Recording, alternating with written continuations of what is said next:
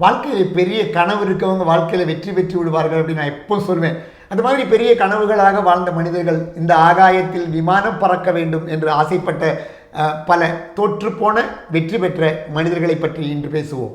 என் இனிய தமிழ் நண்பர்களே, வணக்கம்.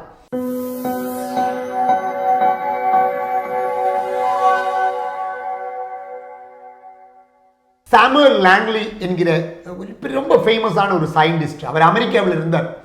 அவர் ஸ்மித்சோனியன் இன்ஸ்டியூட் அப்படிங்கிற அன்னைக்கு மிகப்பெரிய ஒரு ரிசர்ச் சென்டர், அதோட செக்ரட்டரியாக இருந்தார். அவருடைய ஃப்ரெண்ட் அப்படிங்கிறது கிரஹாம் பெல், அப்படியே ரொம்ப ஃபேமஸான சயின்டிஸ்ட். ஆந்திரே கார்னேஜி போல பெரிய பிஸ்னஸ்காரெலாம் ஃப்ரெண்டாக இருந்தாங்க. அவர் ஹார்வர்ட் காலேஜில் கொஞ்ச நாள் ஒர்க் பண்ணார். அதுக்கப்புறம் யுனைடெட் நேஷன்ஸ் நேவல் அகாடமியோட மேத்தமெட்டிக்ஸ் ப்ரொஃபஸராக இருந்தார். அவ்வளோ ஃபேமஸான அவருக்கு விமானம் கண்டுபிடிப்பதற்காக அமெரிக்கன் கவர்மெண்ட் $50,000 அன்னைக்கு 1900களில் நினச்சி பாருங்கள், 100 வருஷத்துக்கு 110 வருஷத்துக்கு முன்னாடி அவ்வளவு $50,000 கொடுத்தாங்க. அந்த இன்ஸ்டியூட் $20,000 கொடுத்தது. நல்ல திறமையான மனிதர்கள் இவர் கூட இருந்தாங்க, நல்ல எஜுகேட்டடானவர்.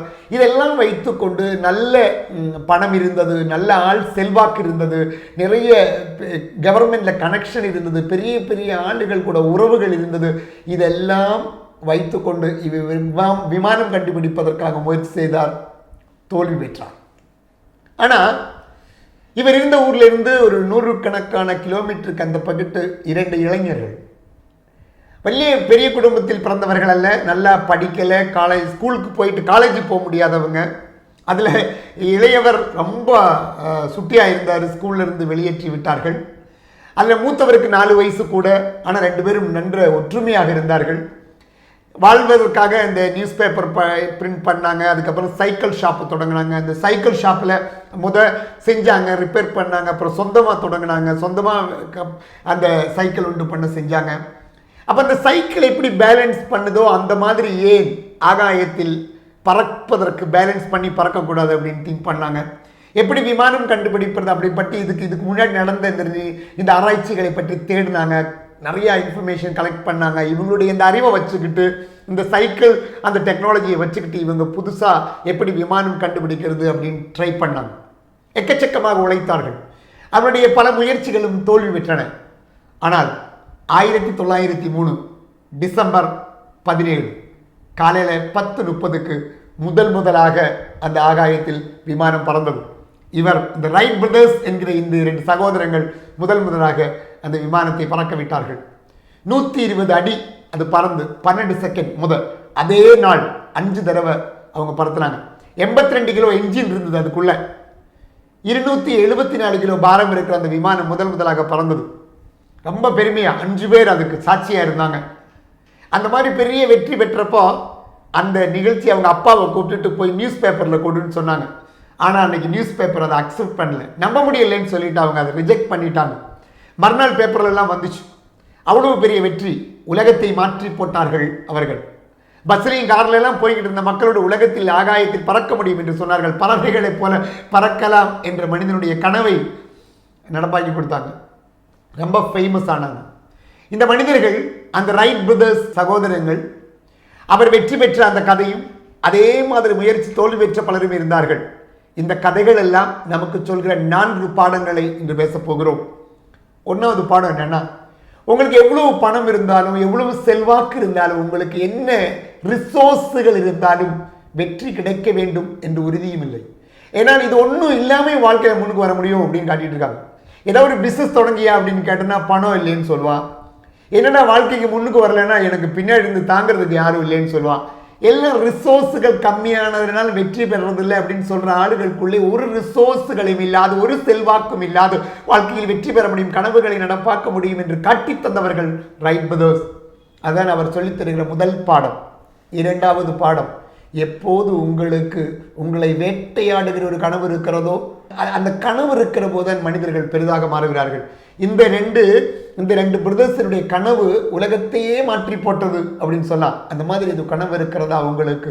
உங்கள் தூக்கத்தை கெடுக்கிற, வாழ்க்கையில் உங்களுக்கு செய்து கொண்டே இருக்க வேண்டும் என்று தோன்றுகிற ஏதாவது கனவை வைத்திருக்கிறீர்களா? அதான் 2வது விஷயம்.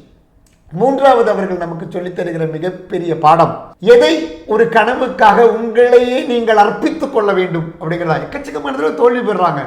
உடனே கல்யாணமே பண்ணல இவங்க 2 பேரும். ஏன் கல்யாணம் பண்ணலன்னு கேட்டப்போ அவங்க சொன்னாங்க, எனக்கு மனைவியும் விமானம் ரெண்டையும் ஒரே போல நேசிக்க முடியாது அப்படின்னு சொன்னாங்க. தன்னுடைய வாழ்க்கையை அர்ப்பணித்துக் கொண்டவர்கள் அப்படின்னு சொல்றேன் நான். தன்னுடைய கனவுக்காக, இந்த உலகத்தை மாற்றுவதற்காக தன்னுடைய சுகங்களை எல்லாம் டெடிக்கேஷன், வாழ்க்கையில் அந்த மாதிரி டெடிக்கேஷன் இருக்கா உங்களுக்கு அப்படிங்கிறது தான். நம்ம ஆளுங்க என்ன பண்ணுவோம்னா, ஒரு கல்யாணம் பண்ணுற அன்னைக்கு ஒரு 20 நாள் லீவ் போடுவான். இல்லைன்னா ஏதாவது ஒரு நிகழ்ச்சின்னா அதுக்கு ஊரில் ஏதாவது திருவிழானா ஒரு வாரம் லீவ் போட்டுருவான். அப்போ நீங்கள் செய்கிற தொழிலுக்காக, உங்களுடைய கனவுகளுக்காக உங்களை நீங்கள் அர்ப்பணித்துக் கொள்கிறீர்களா, டெடிகேட் பண்ணுறீங்களா? அதான் மூன்றாவது பாடம். அவர் நமக்கு சொல்லித் தருகிற 4வது பாடம். நம்ம ஊரில் என்ன பண்ணுவான்னா, இந்த அண்ணன் தம்பி எல்லாம் ஒன்றா இருப்பான். அண்ணன் தம்பி ஏதாவது சண்டை போட்டுக்குவான். எதுக்கு சண்டை போட்டுனா, சொத்துக்காக சண்டை போடுவோம், ஒன்றா வாழ மாட்டாங்க. ஆனால் பாருங்கள், இந்த 2 பிரதர்ஸும் அண்ணன் தம்பி வாழ்க்கை கடைசி வரை ஒன்றாக வாழ்ந்தார்கள். அதனால தான் அவர் உலகத்துக்கே பெரிய கண்டுபிடிப்பு செய்தார்கள் அப்படின்னு அர்த்தம். 1903 தான் இவங்க பறக்க விடுறாங்க. 1910 தான் 2 பேரும் ஒன்றா முத விமானத்தில் போகிறாங்க. ஏன்னா இவங்க அப்பா சொல்லியிருக்காரு, தம்பி 2 பேரும் ஒன்றா பறக்கக்கூடாது, ஒரு ஆளுக்கு ஏதாவது நடந்தாலும் அடுத்த ஆள் இந்த ரிசர்ச்சை கண்டினியூ பண்ணணும் அப்படின்னு சொல்லியிருக்காங்க. இருந்தாலும் இவங்க 2 பேரும் அந்த 1903 கண்டுபிடிச்சிட்டு 7 வருஷத்துக்கு அப்புறம் 1910 2 பேரும் ஒன்றா பறக்கிறாங்க அப்படின்னு வரலாறு சொல்லுகிறது. அப்போ அவ்வளவு நேசித்து கொண்டார்கள் அவர்கள், அவ்வளோ ஒற்றுமையாக இருந்தார்கள். அந்த ஒற்றுமை இந்த உலகத்தை மாற்றியது. பெரிய கண்டுபிடிப்பை கண்டுபிடித்து தந்தார்கள்.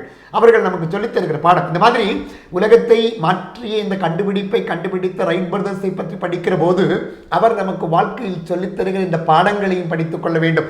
வாழ்க்கையில் அந்த மாதிரி பாடங்களை செய்ய முடியவர்களுக்கு வாழ்க்கை முன்னேற்றத்திற்கான வழியாக மாறும். நண்பர்களை, இந்த வீடியோ பிடித்திருந்தால் பார்த்து மற்றவர்களுக்கு பகிர்ந்து கொள்ளுங்கள். அடுத்த வாரம் ஒரு புதிய விஷயமாக மீண்டும் பார்க்கலாம். மிக்க நன்றி.